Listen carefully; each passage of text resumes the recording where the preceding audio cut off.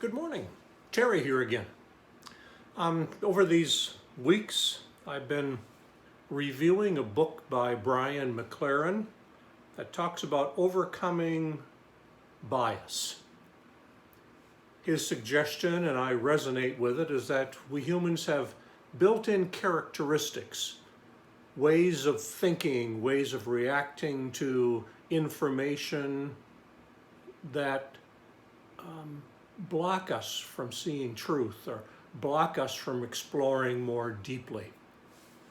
One of the biases he talks about is complexity bias. Complexity bias. He says we have a built-in bias towards simple concepts or explanations, even if they are inaccurate or incomplete. We like simple concepts, even if they're simplistic. And he puts it very strongly in one sentence: our brains prefer a simple falsehood to a complex truth. So we make things simpler than they ought to be. Could be, he says, because our brains are so busy with different things, and that would have been my excuse in career life, that I had so many things going on, thinking about so many things I didn't have time to delve into things more deeply. But now that I'm retired and have much more space, he has another explanation. He says perhaps our brains are lazy. Lazy brain. See, brains are very, very, very fast at being lazy. So fast, in fact, that they reject the complex new idea before we've even had time to consciously think about it. Lazy. Not willing to put the time into looking at things more complex. There's another author, Richard Rohr, who talks about complexifying life. Complexifying. Not making it more complex than it really is, though my mind can do that too at times. Call it worry or over-pondering. But it's complexification of life by being willing to deal with complex truths, being willing to sit with, delve in more deeply, listen more openly. Just a few examples of that.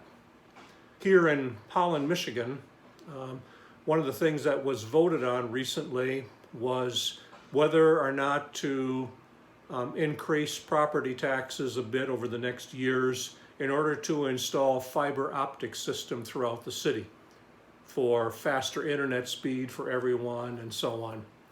And it's amazing how things became so simplified, say by opponents, which is primarily the cable company that had the monopoly on cable systems. But they've said that these systems almost always fail in cities, so you shouldn't vote for it because it'll be a failure anyway. And how easy it would have been just to accept that, rather than saying, that's interesting, why would the city council propose something that always fails? So took the time to delve into it. And there are pros and cons, there are things that make it very attractive, things that make it not so attractive, and all this complexity, and sitting down and being willing to delve into it much more deeply.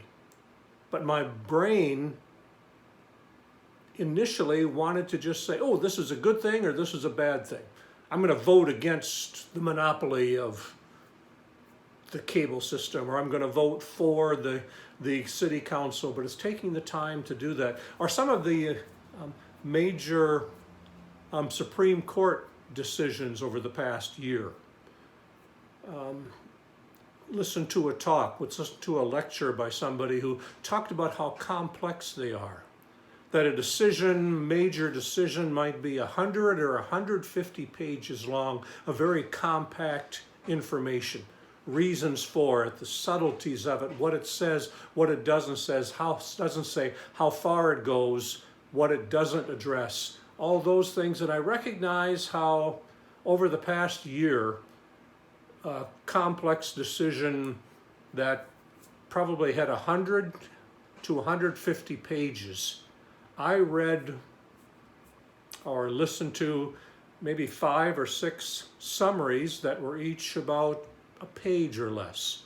So this highly complex decision, listening sometimes through political lenses, through people that are not constitutional law type experts that just do a quick summary with some bias in it themselves. And I just read those because it's so much simpler, so much easier, rather than taking the time to research it. And even if I can't read because I don't have the legal background, the full, really delving into people that look at it and help these Supreme Court experts, constitutional law experts, help me understand the complexity of it. Or in terms of religion, most of you know that my tradition comes from the Christian Protestant type background, and hopefully I've expanded beyond those boundaries, but that's my tradition. And I think back how simple we made things, that if you confessed the right confession and maybe belonged to the right church that proposed that confession, if we just confess right and are in contact with others that do the same, then we're saved. So in other words, believe right and you're saved.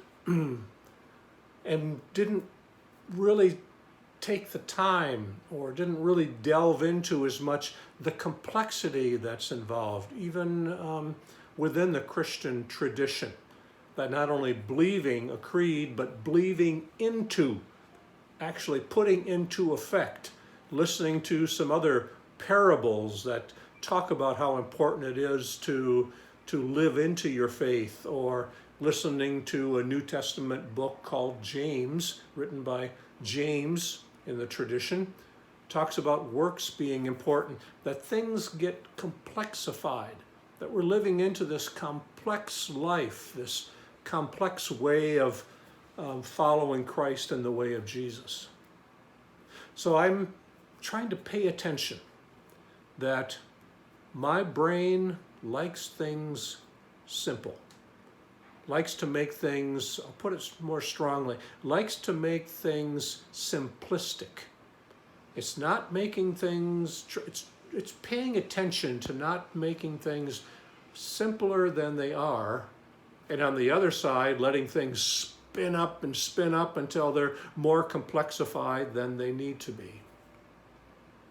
So I would encourage you to let things be messier than perhaps our brains would prefer, that the auto default in my life, and maybe in yours as well, if Brian McLaren is right, is that jumping to simplified truth, rather than being able to sit with things that are complex.